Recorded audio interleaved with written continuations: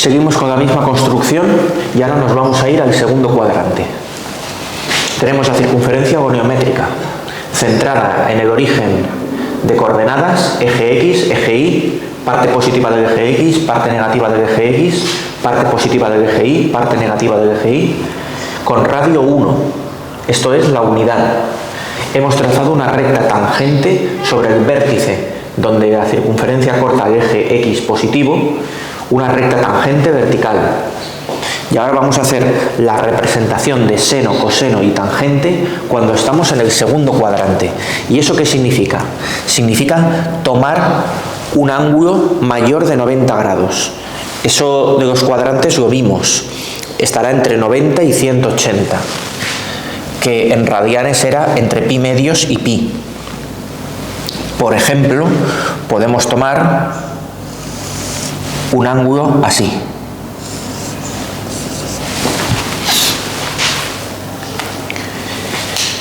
Con ese ángulo, ¿dónde estará el seno, dónde estará el coseno y dónde estará la tangente? Procedemos como lo hemos hecho en el primer cuadrante.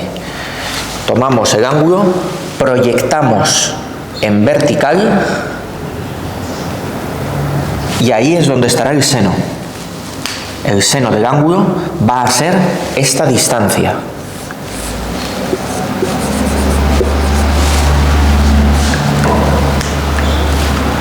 Proyectamos en horizontal, sobre el eje horizontal,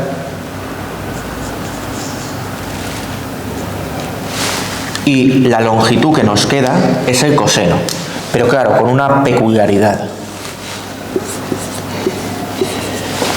El seno ha caído en la parte positiva del eje Y, mientras que el coseno ha caído en la parte negativa del eje X. Entonces el coseno es negativo y tú eso lo puedes comprobar poniendo la calculadora en modo D, en modo trigonométrico D, de degrees, de grados. Dile que te calcule el seno de un ángulo que esté entre 90 y 180, por ejemplo 120 grados. Verás cómo te da un resultado positivo, pero si calculas el coseno te dará un resultado negativo. Con la calculadora lo puedes comprobar siempre. Y claro, aquí hay una pregunta que nos hacemos, que es ¿qué pasa con la tangente? Porque claro, yo prolongo por aquí y no llego a cortar nunca esta recta. Lo que se hace es prolongar inversamente, prolongar hacia aquí. Con la misma inclinación prolongamos hasta que corta a la recta vertical y allí donde corta tenemos la longitud de la tangente. El hecho de haber caído en la parte inferior significa que esa tangente es negativa. Esa tangente es negativa. Tenía que suceder porque la tangente de un ángulo es seno partido coseno.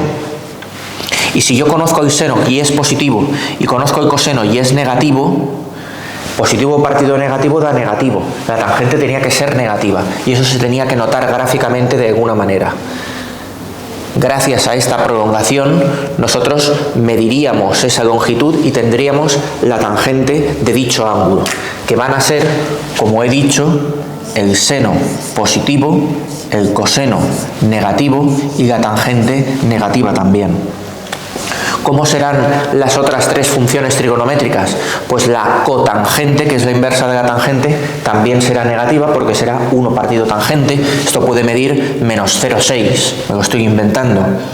Pues la cotangente será 1 dividido entre menos 0,6, que dará un número negativo.